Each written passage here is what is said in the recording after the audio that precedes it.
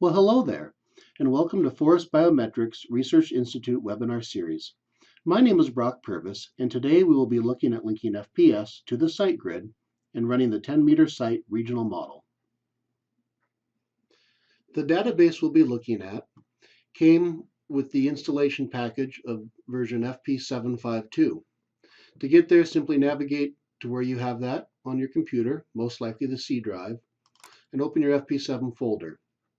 Once there, navigate to your GIS folder, and we're going to look at the Puget database.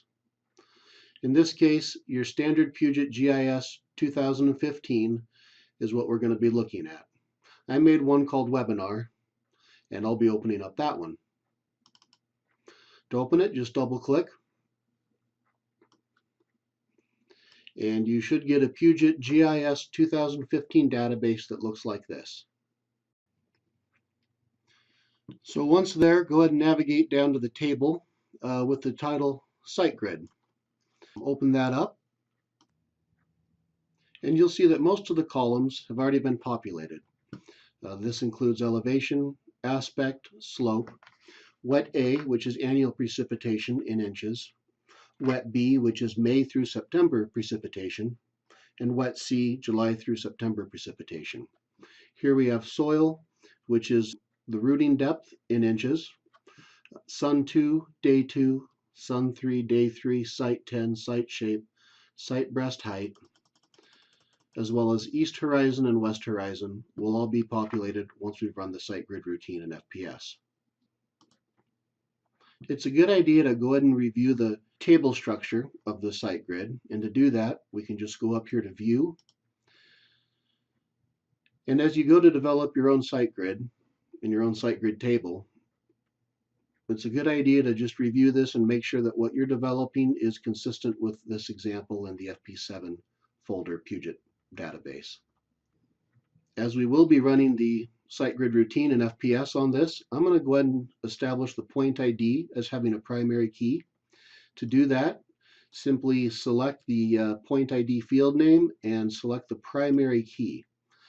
This will allow the FPS SiteGrid routine to run much faster than if this was not established as a primary key field. Having done that, I'm going to go ahead and save the changes I made, which was the primary key on point ID. And I'll go back to View, and I'm going to close the SiteGrid.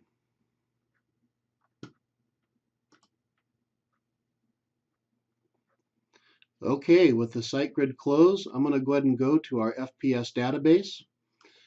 That's going to be located back in your FP7 folder under Data, Puget FPS 2016-751. I'm going to open that up and select Start when prompted.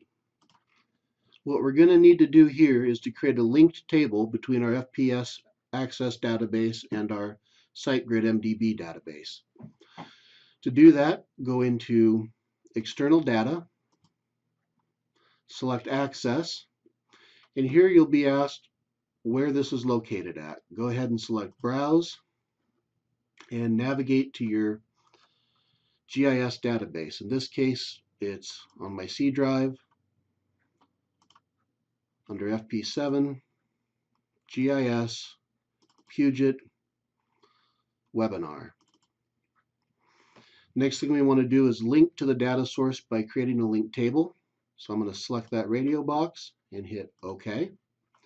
This brings up everything in that GIS dataset, including the SiteGrid table. Select that by clicking on it once and just select OK. If we scroll down, we'll see that we now are linked to the SiteGrid table. We can verify that by double-clicking on it. And this is what we were just looking at in the GIS folder. Okay, so in order to run the SiteGrid routine, which will populate strata, day 2, sun 2, sun 3, day 3, site 10, site shape 10, site breast height, east horizon and west horizon, we need to flag all of the SiteGrid point IDs with a positive number. So to do this, I'm just going to close the SiteGrid table and go up here to my add-ins. and go into Editors. Make SiteGrid Site 10 updatable, flag equals 1. Double click that.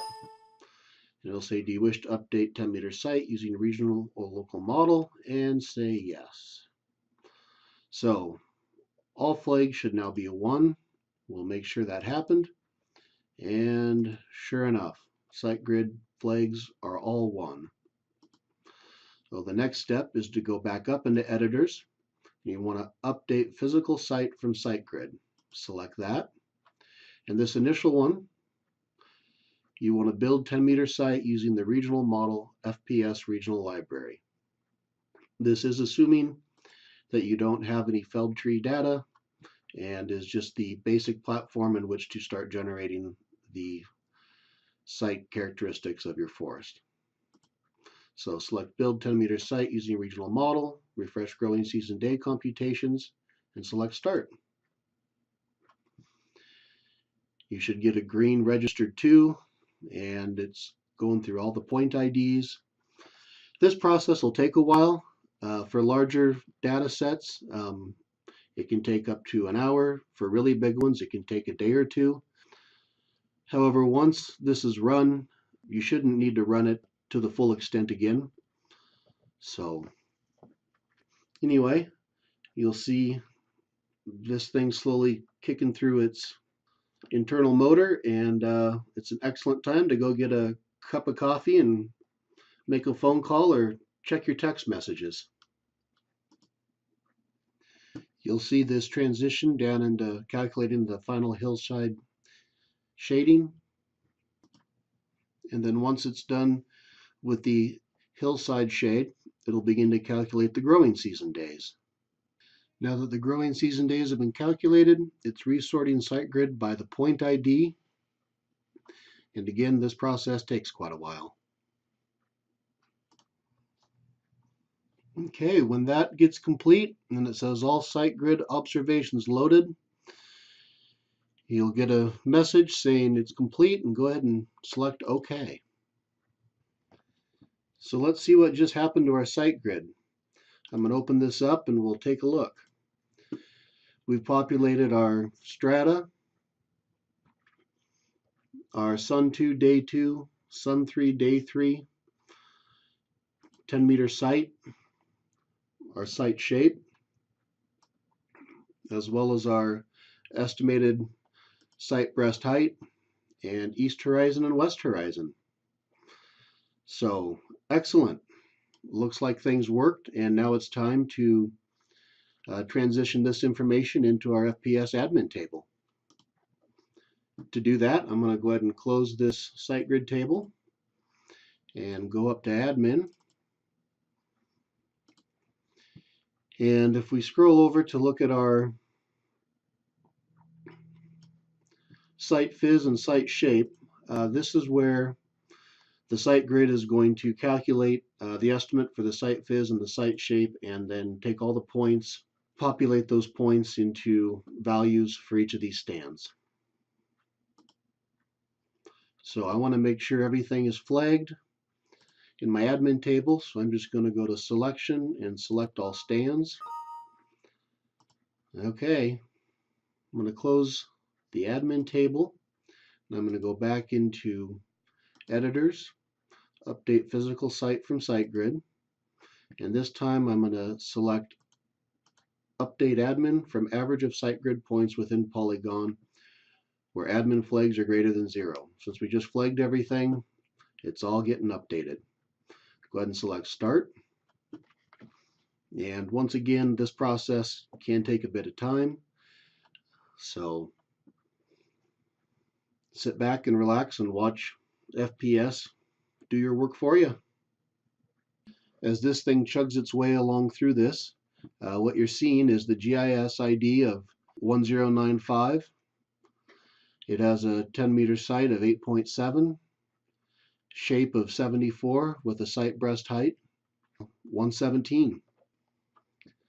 So once that gets completed, we'll go back into our admin table and we'll see what happened. Scroll over to the site shape, in the site phys, and where once was nothing, we now have something. So this is the result of the SiteGrid providing an estimate by stand for each of the stands in the database, the site shape of the site curve, as well as the site index. So in review, the steps we've just taken were to review the SiteGrid table. We populated the needed values in the SiteGrid table by running the routine, and then use this to provide an estimate of the site phys and site shape in the FPS admin table. Further refinement to the SiteGrid will come from using felled tree data from your ownership, as well as implementing the cache card system. Both of these topics will be covered in another webinar that'll be coming out shortly. We appreciate your time and look forward to hearing from you soon. Thank you.